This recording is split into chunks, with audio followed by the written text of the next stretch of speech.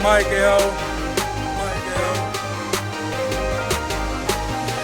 the introduction. Yep, I'm introducing me. 6 feet, 300 pounds, known to rock the newest sneaks. Coolin', never fooling, rocking G-Shocks like it's jewelry. Counting mad currency, flowing better than fluently. A man told me my years ain't the wisest and most powerful of all nerds, Brimezus, back in here with another YouTube video. And today, guys, I'm going to explain why Dragon Ball Super is trash. But before I go into all that, guys, don't forget to like the video. Don't forget to comment below, guys. Tell me what you guys think about Dragon Ball Super and the entire Dragon Ball franchise. Cop some King Kamara / Brimezus T-search off my website. Links will be in the description below. Also, guys, for my manga anime fans out there, I have my own manga called Zeke, Firegon, Xanku Master that I do with my brother. It's published on Amazon, guys. You can cop the first 3 issues at the time of this recording online right now. Link will be in the description below. And more importantly, guys, please subscribe to my YouTube channel so I can continue to deliver you guys content every single day. You guys subscribe, you guys get a video every single day indefinitely. Alright, so without further ado, guys, let's get into the video as to why Dragon Ball Super is trash. So, guys, growing up, as for many people, Dragon Ball Z was my favorite anime for quite a long time, and in some ways still is to this day. It does push the envelope as far as what an action animation could be or even hope to be. You know, it introduced many of the Western audience to what anime, manga, and Japanese culture is. And many people won't even refute that. It's almost irrefutable common knowledge that Dragon Ball Z is the single most important anime in Western culture, even more so than Naruto, even than other things like One Piece, because it introduced us to the realm of anime and is also just one of the most well-accepted anime across the world. So, for example, Naruto is the best-selling manga in the United States. One Piece is the best-selling manga probably worldwide, at least in Japan. But Dragon Ball Z is probably the most well-known, well-accepted anime franchise, period. But Dragon Ball, so, you know, it's the year, 2014, 2015, maybe even 16, and you would think at a time we're getting like all these crazy Marvel movies and we're going to continue to push the envelope, that we're going to get a better Dragon Ball Z, right? Maybe a reboot, maybe a better continuation, something that's going to be better than the disappointment that was Dragon Ball GT. But no, we got this bubblegum Dragon Ball Super, and they took everything that was special about Dragon Ball Z and took a dump on it. It's like this: you could have done as good of a job with Dragon Ball Super as you did with Dragon Ball Z, right? That was one option. You could have done a disappointing job with Dragon Ball GT, not as good as Dragon Ball Z, but still respected. You could have done a better job, which we do deserve in 2021 right now, a better job with the Dragon Ball franchise, or you could have completely done your worst effort to Dragon Ball like it's the Star Wars sequels. And that's almost what happened with Dragon Ball Super. Now, there are some good parts with Dragon Ball Super, I'm not going to lie. Alright, specifically the Broly movie. And that's pretty much it. But everything else that made Dragon Ball special is like not there. I'm going to go over one of probably the biggest disappointments is the transformations. They're completely uncreative and uninspiring and just not special anymore. Like, Dragon Ball Z literally made the whole transformation trope special. Or to the level it is today. Super Saiyan. Like, people say go Super Saiyan because it means something. It has some kind of emotional and social value to people that say go Super Saiyan. You understand what that means? Like, it means go above and beyond, go extra, transform, become a new level of what you are. Level up. You know, this is the epitome of level up. And now you have Super Saiyan God transformation, which, I mean, you wouldn't even know. Like, if the first time I saw that, I thought he just went KO Ken. I'm like, why are you going KO Ken, Goku? Like, go Super Saiyan. It's a KO Ken transformation, more or less. So, and they're repackaging it as Super Saiyan God. And then you have Super Saiyan God, Super Saiyan, or Super Saiyan Blue, which is kind of cool, to be honest. But the problem with that, like, I'm okay with there being like probably blue hair, but like I feel at this time we should have like electric hair or fire hair or neon laser hair or something kind of crazy that as a Super Saiyan like transformation, like something more intricate like the Super Saiyan 4 transformation like this from GT, something that screams more extra or more intense, in my honest opinion, than this blue hair Super Saiyans. Which, I mean, it's not an entirely bad design, but it's not like super great. at the same time, it's like you could have done worse, and you could have done it a lot better. That's Super Saiyan Blue. And 2, when you turn Super Saiyan, it meant something. Every time somebody turns Super Saiyan in like Dragon Ball Z, by and large, I know people want to say, well, what about Goten? What about Trunks? But by and large, it meant something. When Goku turned Super Saiyan for the first time, it meant something. When you saw Vegeta turn Super Saiyan, he said that iconic phrase, let me ask you something, does a machine like yourself ever experience fear? It meant something. When Goku turns Super Saiyan 3, guys, I play that video like almost once a week to give myself like as like a daily motivation like video. It's to go Super Saiyan 3. When Goku turned Super Saiyan 3, I remember the first time I saw that, the English version. I saw the Japanese version first, the Janemba movie when they go turn to Gogeta. That was the first time I saw Super Saiyan 3 as a transformation. But when I saw that Super Saiyan 3 like transformation for the first time in English on Toonami, and they played that music, I'll play it here, and it was just, you just saw Goku screaming and just going up, and you know, it was so emotional and it's so inspiring that like I remember that to this day, because it's like that's how like you gotta tackle life. Is this, he says this is to go even further beyond. That's what I try to do in my life every day, guys. Go even further beyond, and it meant something, and you felt it in that. So you can just feel him going beyond. And the transformation looks awesome. His hair grows, like if you never saw Super Saiyan 3 to that point, you would be like, oh snap, look, what's that? It looks like an actual graduation. Like you have a regular Saiyan, right? And like Goku literally walks you through it. In the video, he walks you through it. This is a regular Saiyan. This is a Super Saiyan. Look at me. Like, you know, like, look, this is a Super Saiyan 2. This goes beyond a Super Saiyan. Now my hair is a little more spiky. I got electric Oreo out of me, yada, yada, yada. And then, Super Saiyan 3. My eyebrows disappear. My hair grows longer. I'm even more powerful than I used to be. It's crazy. It takes so much energy to sustain the Super Saiyan form. And that's why it's so powerful. I can't use it indefinitely. So, like, if they use, like, if Super Saiyan Blue was, like, a way to be, like, a less powerful Super Saiyan for an extended period of time than like Super Saiyan 3, it would have had more things. But Super Saiyan Blue is just dumb. And on top of that, even worse, a bunch of people that are nowhere near powerful as a Super Saiyan can mess with a Super Saiyan Blue. You got freaking people like Krillin sparring with Goku as a Super Saiyan Blue.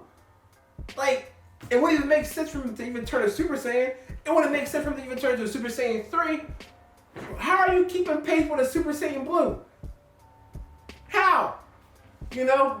And, like, I definitely hate, like, the Piccolo effect. Like, one of the problems with, like, you know, battle manga sometimes is that it can make certain characters, like, a little inviolable because certain characters are so strong. And I get that. That's why I think Dragon Ball Super should be like a rebooted Dragon Ball Z. So I'm happy they're bringing characters back like Master Roshi and Piccolo and whatever to fight. But, you know, not that way. Not if you're going to put your whole Super Saiyan God, Super Saiyan Blue kind of form. Like, you know what I mean? Like, that's just, it doesn't make any sense. That's bad. Like, you want to make characters useful, bring them up and give them a reason why they can give up. Super Saiyan Blue should be for other characters. This should be a way for, like, other characters to emulate the power of a Super Saiyan at least. And other than that, the other Saiyans in the show, who are these losers? These dorks, these geeks. These are the lamest Saiyans I ever saw in my life. You're going to make a new Saiyan right and make it count. You're going to bring in other Saiyans and give them power. Why can't Saiyans like, you know, Trunks and Goten matter? Like, they're just sitting on the sidelines doing nothing.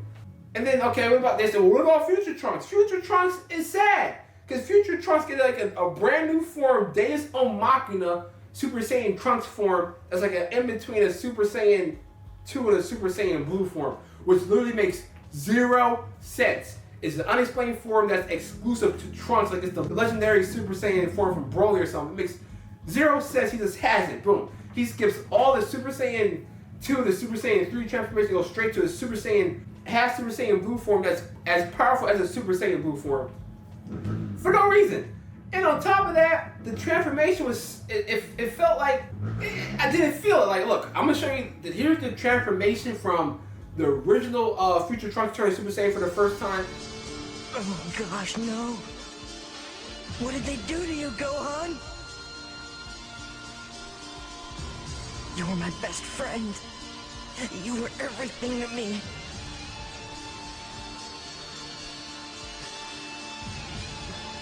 thing. This just isn't fair. Gohan! Gohan! Gohan!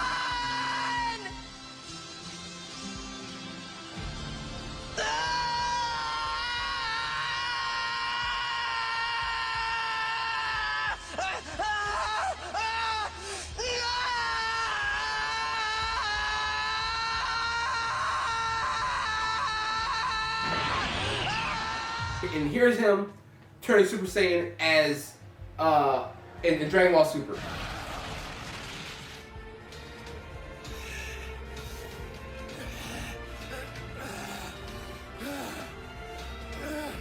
You say my choices make me evil? Then that's what I'll be!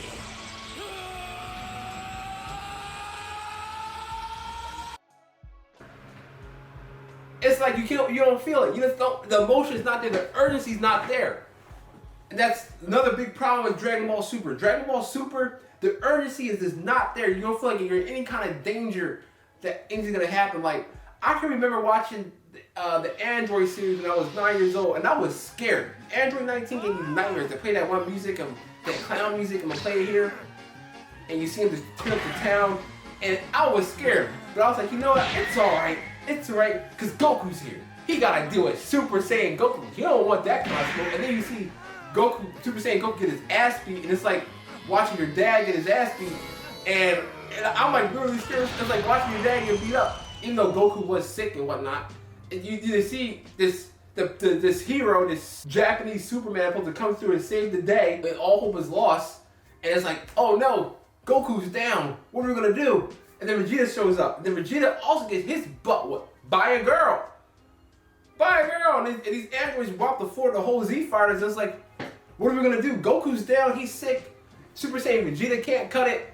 I'm scared. And now we got Cell. Now Cell's here. What are we gonna do? We got another problem? What are we gonna do? So characters like Piccolo and Krillin had to step up and carry the slack. Even Tien got some action, you know. But like you're literally sitting there like, what are we gonna do? How are we gonna beat this guy? How are we gonna defeat Perfect Cell? You know, like it gave you that sense of urgency, even though you know eventually the good guys are gonna win. It was like, oh snap, the heroes are really in trouble now. There's just none of that in Dragon Ball Super. The most you get out of that kinda is the Super Saiyan Broly movie. And there's some problems with that, but the fighting is the best in the Dragon Ball series in Dragon Ball Super. That's the perfect evolution of Dragon Ball fighting. Like, we should get that level of fighting and animation in all Dragon Ball Super episodes. I probably wouldn't be complaining right now. If the action was as good as the Broly movie as it was in the rest of the Dragon Ball Super episodes, and it's not, it's worse than Dragon Ball Z. I'm gonna give you a play-by-play to prove that in a little bit. I would have that problem right now. But Broly, if it wasn't for the fact that everybody and their mom knows about fusion, we wouldn't be worried about the Broly movie. But it was like, oh snap, they're actually getting pretty smacked pretty well by this powerful Super Saiyan. And he's really giving Goku and Vegeta the business. The action. How does the action get worse in 2015 now to 2020? It gets worse, less intense, and less special than it was in Dragon Ball Z. And Dragon Ball Z, in retrospect, isn't as intense as you might remember. It's in a lot of cases. I'm going to highlight the best cases here, like the fights from like Piccolo versus Android 17, the Super 13 like fights, you know, the Broly movies from back in the day. I'm going to highlight some of those things here. And those things are better than 98% than what you find in Dragon Ball Super, which is sad. All these extra movies like the Cooler movie and whatnot, and they're just hundreds of times better than the stuff you see in Dragon Ball Super. And that's from the early 1990s. How? How do you let that happen? It's sad. It's really sad. Came with the best things that made Dragon Ball special. The best things. It's hard to watch. The villains, for the most part, suck. They're not scary. Like everybody, even Frieza, who's an effeminate man, he strikes more fear than most anime villains, period. Most villains, period. Like Frieza is like, basically has like the same kind of status and reverence as like a Magneto would in comic books, at least in the anime space. A Darth Vader, a Joker. Like, if you think about a villain in Dragon Ball Z, you think Majin Buu, you think Cell, you think Frieza. If Frieza, you would think is a woman. So even if Frieza was a woman, Frieza would still have the respect as a villain as like the like Western comic book equivalents of supervillains. These villains in Dragon Ball Super, what are they? Hit's hardly a villain. What? The best villain you probably get is probably Goku Black, if that. Because he's black? He's just like a Kai that stole like a Saiyan. I'm not even sure. Like, I don't even care. It's bad. Like, who's Goku Black? Like, there's no real good villains in Dragon Ball Super. There's not. The best villain you had wasn't even really a villain. It was Broly. Broly was the villain. Broly's a good guy. He turned into a good guy. But Broly's better as a villain. That's one of the things I hate about the new like Dragon Ball series. That like, I'm glad they decided to keep Broly around, but it would have been more intensifying for the viewer if Broly was a villain. Like, imagine if Broly was a villain, because Broly is stronger than all the other Super Saiyans by himself, more or less. Right? If he had Broly there just hanging around doing stuff and being a constant threat to the Z Fire, that would add a lot more level of urgency and intensity to the Dragon Ball Super Soul. But they don't do that. They don't do that. That's disrespectful. And it makes no sense. And they ruined the whole backstory of Bardock just to make that thing happen. Bardock's one of the best Dragon Ball Z movies they ever made. And it was canon. And they completely threw that in the trash over this new thing. This is the old Bardock movie here. And this is the new lame stuff they gave us now. It's unacceptable. And they undermine all of Bardock's, accomplishments for a lamer Broly. Broly doesn't even have to turn Super Saiyan to match a Super Saiyan Blue. What's the point of turning into a Super Saiyan Blue? It has no meaning. It's just a person that came and turned Super Saiyan can match the power of a Super Saiyan Blue. Not even Super Saiyan, not even Super Saiyan 2. He doesn't even turn fully Legendary Super Saiyan until the end where they gotta basically turn into a fusion to beat him. And not even a fusion Super Saiyan, a fusion Super Saiyan Blue to beat him. It's disgusting, man. It's really, and I have a problem because I would think that I'll be excited to show my son what Dragon Ball Z is and what Dragon Ball Super is, but no, it's Dragon Ball Super is trash.